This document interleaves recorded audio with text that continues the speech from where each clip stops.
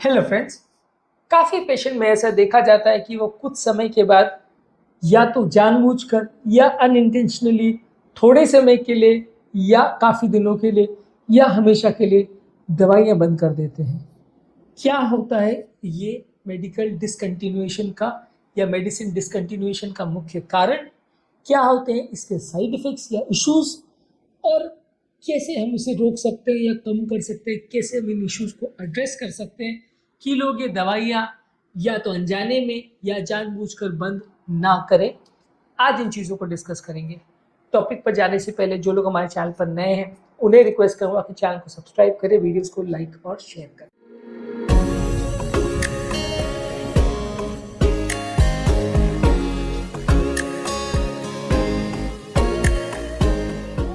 सबसे पहले medical discontinuation या मेडिसिन डिसकंटिन्यूएशन का मतलब ये है कि जानबूझ के या बगैर जाने आप अगर दवाइयों को पूरी तरह से बंद कर देते हैं उसके कोर्स खत्म होने से पहले। कुछ दवाइयों में देखिए डिफाइंड कोर्स होता है कि इतने दिन का कोर्स है, उतने महीने का कोर्स है। कुछ दवाइयाँ लाइफ टाइम चलते हैं। अब किसी भी पॉइंट ऑफ टाइम पे अगर आप दवाइयों को बंद कर देते हैं जिनको डॉक्टर ने बोला है कि लाइफ टाइम चलेगी, या डॉक्टर ने बोला था कि 3 महीने का या 6 महीने का कोर्स है, उससे पहले अगर आप बंद कर देते हैं तो वो ड्रग डिसकंटिन्यूएशन की कैटेगरी में आएगा। अब बात करेंगे इसके कारण क्या है, ऐसा होता क्यों है, लोग ऐसा करते क्यों है। एक तो ये कि लोग कई बार दवाइयाँ लेना नहीं चाहते, उनका मन नहीं होता, कई बार वो लेने में उनको एक तरह से बोरियत या इच्छा नहीं करती या उकता आ जाते हैं, जो भी आप इसे कहना चाहें। कई बार लोग इस कारण से नहीं लेते कि यार कौन डेली दवाइयाँ ले, छोड़ो यार ये डेली दवाइयाँ, डॉक्टर तो बोलते रहते हैं इससे कुछ फर्क नहीं पड़ता, तो इसलिए वो दवाइयाँ बंद कर देते हैं। इसके अलावा एक इम्पोर्टेंट कारण होता है कि लोग को बोलते हैं कि मुझे तो अब अच्छा लग रहा है, मैं क्यों दवाइयाँ लूँ। मैं अच्छा जब तक नहीं फील कर रहा था तब तक मैं दवाई ले रहा था, अब मुझे अच्छा लग रहा है तो मैं दवाइयाँ क्यों लूँ। दूसरा ये है कि कई बार लोग दवाइयाँ बंद करते हैं कुछ दिन और उनको कोई बुरा नहीं लगता है, ठीक लगता है फिर भी, तो उनको लगता है जब दवाई बंद करके भी ठीक लग रहा है तो दवाइयाँ परमानेंटली बंद कर सकते हैं। तो ये सारी चीज़ें इंपॉर्टेंट रीज़न बनती है जिसकी वजह से लोग दवाइयाँ बंद कर देते हैं। इसके अलावा कभी कभार पेशेंट्स को कुछ मेडिसिन से साइड इफ़ेक्ट्स हो जाते हैं, तो उसकी वजह से लोग मेडिसिन बंद कर देते हैं। ये साइड इफ़ेक्ट किसी एक मेडिसिन से हो सकता है या एक से ज़्यादा मेडिसिन से हो सकता है, जिसकी वजह से लोग सारी मेडिसिन को बंद कर देते हैं। इसके अलावा कई बार लोगों को कुछ ऐसा लगता है कि यार ये मेडिसिन इफेक्टिव नहीं है। किसी मामले में लोगों को ऐसा लगता है कि ये इमीडिएट बेनिफिट नहीं कर रही। मान लीजिए आपको हड्डी के दर्द के लिए या मांसपेशी के दर्द के लिए या इसी और सिम्टम के लिए, बुखार के लिए, खांसी के लिए दवा दी गई, उसके बावजूद भी आपको थोड़ा बहुत अगर दर्द हो रहा है या थोड़ा बहुत खांसी हो रही है या बुखार हो रहा है, सिम्टम्स गए नहीं, तो आपको लगता है यार ये सब दवाइयाँ बेकार है, इसको बंद करो, दूसरा कुछ ट्राई करते हैं। कोई दूसरा कोर्स, कोई दूसरा डॉक्टर, कोई दूसरी थेरेपी, कोई दूसरा तरीका, टोना टोटका या काढ़ा वैसा ट्राई करते हैं। तो एफिशिएंसी लोग को अगर लगती है वो दवा की नहीं है तो भी लोग बंद कर देते हैं। इसके अलावा एक इम्पॉर्टेंट कारण होता है कॉस्ट। हमारे यहाँ डेवलपिंग कंट्री है और जहाँ पर बहुत सारे लोग के लिए कॉस्टली मेडिसिन को अफोर्ड करना एक इम्पॉर्टेंट इशू होता है। लोग कई बार नहीं कर पाते हैं और कई बार जेन्युइनली भी में दवाइयाँ इतनी महंगी हो जाती हैं कि वो अफोर्ड नहीं कर पाते। बहुत सारे लोग एक्चुअल में उनकी हालत देख के हमें भी ऐसा दुख होता है कि बेचारे वो दवाइयाँ उनको लेने भी कैसे बोले, क्योंकि उनकी ऐसी हालत है कि वो खाना तक अफोर्ड नहीं कर पाते, तो दवाइयाँ कहाँ से लेंगे। तो वैसे पेशेंट्स में कॉस्ट इम्पॉर्टेंट इशू बन जाता है कि वो दवाइयाँ अफोर्ड नहीं कर पाते। इसके अलावा कुछ लोग भूल जाते हैं, कुछ लोगों को डिमेंशिया का प्रॉब्लम होता है, याददाश्त का प्रॉब्लम होता है, जिसकी वजह से वो कुछ दिन या कई दिनों तक अपनी पर्टिकुलर दवाइयाँ या बहुत सारी दवाइयों को लेना भूल जाते हैं। उनको ऐसा लगता है कि मुझे 5 ही दवा लेनी थी कि 3 ही दवा लेनी थी, जबकि डॉक्टर ने 6 या 7 लिखी थी। कई बार क्या होता है, डॉक्टर 2-3 पन्नों में दवाइयाँ लिखता है, उसमें 1 पन्ना फॉलो करते हैं, बाकी 2 पन्ने भूल जाते हैं। कई बार 2-3 डॉक्टर्स की दवाइयाँ रहते हैं, उसमें 1 डॉक्टर की दवाई लेते हैं, बाकी भूल जाते हैं। तो ये इंपॉर्टेंट एक कारण होता है जिसकी वजह से कई लोग भूल जाते हैं या मिस कर देते हैं अपनी दवाइयाँ। इसके अलावा कई बार दवाइयों के रेजिमेंट्स बहुत कॉम्प्लिकेटेड होते हैं। डॉक्टर अगर बोलता है कि ये 2 दवाई खाने से पहले, ये 2 दवाई खाने के बाद, ये 2 दवाई दोपहर के खाने से पहले, ये 4 दवाई दोपहर के खाने के बाद, ये खाने के 3 घंटे बाद, ये खाने के 6 घंटे बाद, और फिर रात के खाने से 2 घंटे बाद, ये खाने के 2 घंटे पहले, ये रात को सोने के टाइम। अगर इतना कॉम्प्लेक्स रेजिमेंट आप पेशेंट को बना के दोगे तो फिर वो कई बार भूलेगा ही भूलेगा, क्योंकि इतने मेडिसिन को बार बार याद रखना, इवन अगर आप रिमाइंडर्स भी अगर डाल के रखते हो तो भी बड़ा मुश्किल हो जाता है। इसमें कई बार डॉक्टर्स की भी गलती होती है कि डॉक्टर्स पेशेंट के रेजिमेंट्स को सिंप्लीफाई नहीं करके देते, जिसकी वजह से पेशेंट्स अपनी मेडिसिन मिस करते हैं। इसके अलावा कई बार कुछ मेडिकल कंडीशंस वाले पेशेंट जो है या मेंटल डिसऑर्डर्स वाले पेशेंट है, वो दवाओं से उनकी चिढ़ होती है या डिसकंटिन्यू कर देते हैं मेडिसिन को अपनी साइकोलॉजिकल प्रॉब्लम्स की वजह से।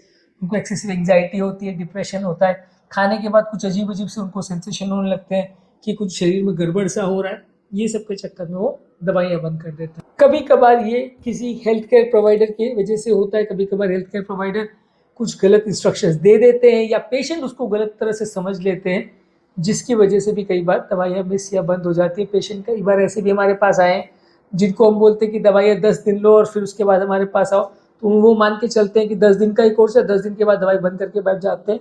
ना वो डॉक्टर के पास आते हैं और ना वो डॉक्टर की दवाइयों को कंटिन्यू करते हैं।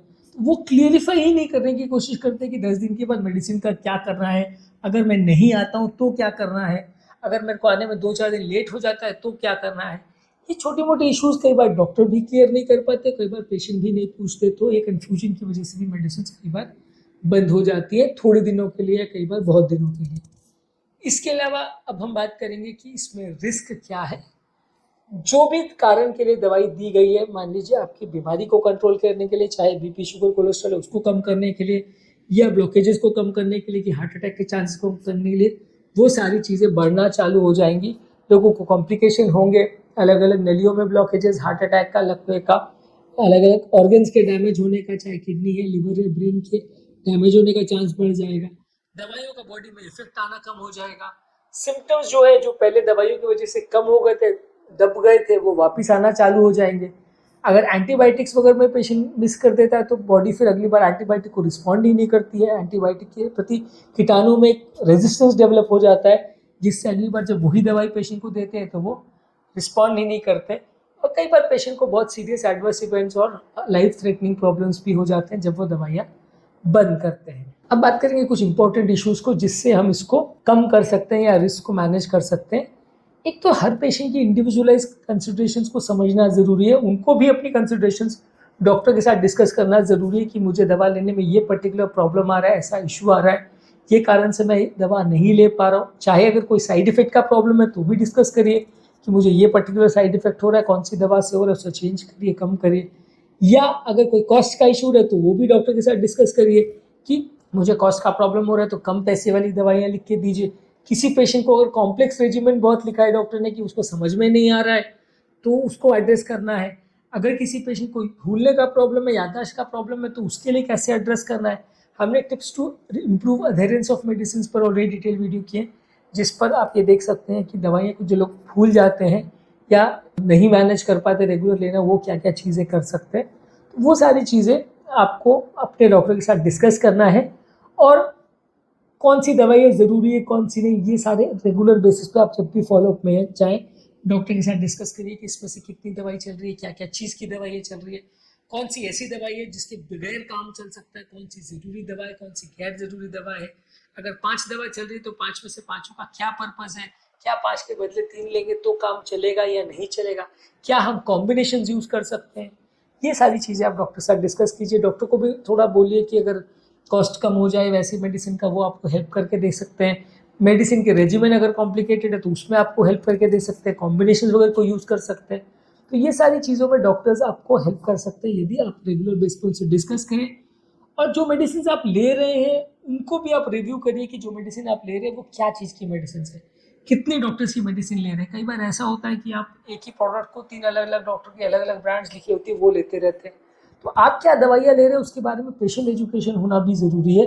अगर आपको पता ही नहीं है कि आप क्या चीज़ की दवाई ले रहे हो और वो दवा शरीर में जाके क्या इफेक्ट करती है, तो काफ़ी चांसेस है कि आप गलतियाँ करोगे और गलत दवाइयाँ लेते रहोगे। तो अब सबसे ज़रूरी चीज़ है कि पेशेंट को या उसके रिलेटिव को या फैमिली वालों को अच्छी तरह से पता हो कि ये पर्टिकुलर दवा का क्या पर्पज़ है, हम किस चीज़ के लिए ले रहे हैं, और नहीं लेने से क्या होगा, लेने से क्या होगा, क्या इफ़ेक्ट्स हैं, क्या साइड इफ़ेक्ट्स हैं।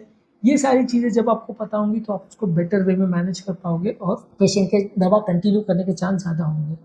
इसके अलावा मेडिसिन अगर पेशेंट्स अगर रेगुलर फॉलोअप में रहते तो ज़्यादा चांसेस है वो कंटिन्यू करें। इसलिए पेशेंट्स को हमेशा इंकरेज करना चाहिए कि वो हर 2-4 महीने में डॉक्टर को दिखाते रहें। लंबे समय तक फॉलोअप में जो पेशेंट्स नहीं आते हैं उनके काफ़ी चांसेस होते हैं कि वो दवा बंद कर देते हैं। पेशेंट्स को हमेशा इंकरेज करना चाहिए कि वो फॉलोअप में आते रहें।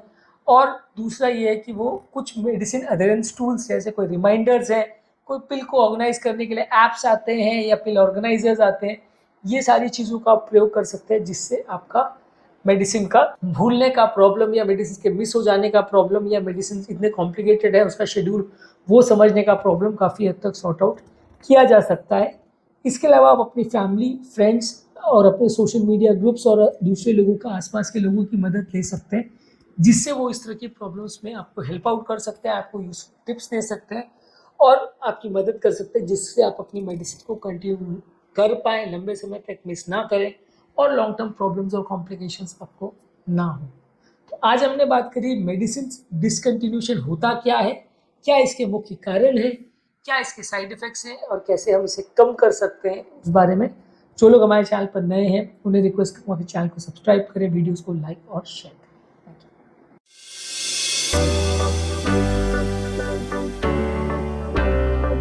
Thank you.